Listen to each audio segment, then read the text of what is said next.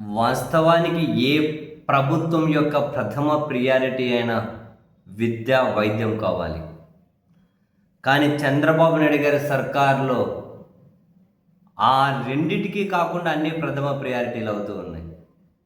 విద్య ప్రథమ ప్రియారిటీ అవ్వట్లే, వైద్యం ప్రథమ ప్రియారిటీ అవ్వట్లే. అందుకని ఆ రెండిటిని వీళ్ళు పట్టించుకోవడంలో రోజు మనం చూస్తూనే ఉన్నాం. కోడిగుడ్లు తిని అది ఫంగస్ కింద కోడిగుడ్లని ఆసుపత్రి పాలవ్వడము, వందలు కాదు దాటిపోయింది. వేల మంది విద్యార్థులు ఆసుపత్రి పాలవుతున్నారు. విద్య మీద ప్రభుత్వ నిర్లక్ష్యానికి సాక్ష్యం. ఇంకా ఆసుపత్రులు, వైద్యం గురించి చెప్పక్కర్లేదు. చివరికి పేద మధ్యతరగతి వాళ్ళు వైద్యం చేయించుకునే ఆరోగ్యశ్రీ బిల్లులు కూడా చెల్లించడం లేదు. ఆసుపత్రులు సమ్మెలోకి వెళ్ళాయి. ప్రభుత్వం చర్చలు జరిపి ఓటీఎస్ కింద చెల్లిస్తామని, అంటే వన్ టైం సెటిల్మెంట్ కింద చెల్లిస్తామని హామీ ఇచ్చారు. సో ఇప్పుడు ఆ వన్ టైం సెటిల్మెంట్ కానీ చేయట్లేదు. చేయకుండా ఇప్పుడు ఏం చేస్తున్నారు, ఏం ప్రయత్నం చేశారు? ఆరోగ్యశ్రీ ట్రస్ట్కు బ్యాంకుల నుంచి అప్పు ఇప్పించి దాని ద్వారా ఆసుపత్రులకు చెల్లింపులు చేయాలని ప్రయత్నాలు చేశారట. అది విఫలమైంది. ఇవ్వలే ఆరోగ్యశ్రీ ట్రస్ట్కి అప్పులు. అందుకని ఇప్పుడేం చేస్తున్నారట, ఏపీ స్టేట్ ఫైనాన్స్ కార్పొరేషన్ నుంచి అప్పులు తీసుకొని దాని నుంచి ఆరోగ్యశ్రీ ట్రస్ట్కు పంపించి ఆరోగ్యశ్రీ ట్రస్ట్కు ఒక యాప్ను రెడీ చేసి ఆ ఆరోగ్యశ్రీ కింద వైద్యం అందించే నెట్వర్క్ ఆసుపత్రుల యాప్ ద్వారా వాళ్ళకి రావాల్సిన బకాయిలు ఏందో అప్లై చేసుకుంటే ఆ మొత్తం బకాయిల్లో కొంత రద్దు చేసి మిగిలింది వన్ టైం సెటిల్మెంట్ కింద చేస్తాము అని చెప్పి ఆ ప్రయత్నాలు చేస్తున్నామని చెప్పి ప్రభుత్వం చెబుతూ ఉందట.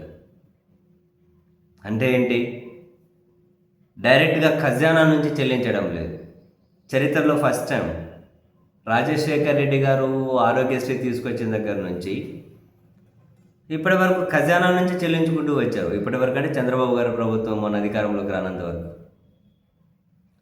కానీ ఇప్పుడు అట్లా కాదంట. అంటే ఒక రుణం రూపంలోనే బకాయిలు చెల్లించడం. ఎందుకంత అది ఇంకా ఎగ్జిక్యూట్ అయినప్పటికీ ఎట్లా చేస్తారో తెలియదు. ఏమనంటే డబ్బులు లేవు అంటారట. షేర్ ఆటో లేక ప్రత్యేక విమానాలు తిరగడానికి డబ్బులు ఉంటూ ఉన్నాయి. వీళ్ళ ఆస్థాన న్యాయవాది సిద్ధార్థ లూత్రా లాంటి వాళ్ళకు కోట్ల రూపాయలు చెల్లించడానికి డబ్బులు ఉంటూ ఉన్నాయి. ఎమ్మెల్యేల వేషాలు వేసి, నాటకాలు వేసి, క్రికెట్లు ఆడి, కబడ్డీలు ఆడి, చీర్స్ అనడానికి బ్రహ్మాండంగా అటువంటి కార్యక్రమాలకు డబ్బులు ఉంటూ ఉన్నాయి. అన్నిటికీ డబ్బులు ఉంటున్నాయి. వీళ్ళకి కావాల్సినటువంటి కంపెనీల పెట్టుబడులకు ఏమంటారు డెవలప్మెంట్ ముసుగులు, వాళ్ళ కొత్త కంపెనీలకు కూడా సబ్సిడీల రూపంలో కోట్లు చెల్లించడానికి డబ్బులు ఉంటూ ఉన్నాయి. అన్నిటికీ ఉంటూ ఉన్నాయి. పైగా ఇప్పటికే దాదాపు కొంచెం అటు ఇటు కార్పొరేషన్లు, అంటే బయట బడ్జెట్ లోపల కలిపి 3,30,000 కోట్ల రూపాయలు అప్పులు చేశారు అని చెప్పి రోజు వార్తలు కనిపిస్తూనే ఉన్నాయి. కానీ ఆరోగ్యశ్రీకి డబ్బులు చెల్లించేకి మాత్రం లేవట. మనకి ఇంకో ఆశ్చర్యం అనిపించే విషయం, ఆ బడ్జెట్లో ప్రవేశపెడతారు కదా ఆరోగ్యశ్రీ కింద ఎంత డబ్బులని, అంటే అది ఖజానా నుంచి చెల్లించాలి కదా. ఖజానా నుంచి ఆరోగ్యశ్రీకి డబ్బులు చెల్లించలేకపోతే బడ్జెట్లో ఎందుకు ప్రవేశపెడుతున్నారు? అంత ఒత్తుతే ఏమో తెలియదు.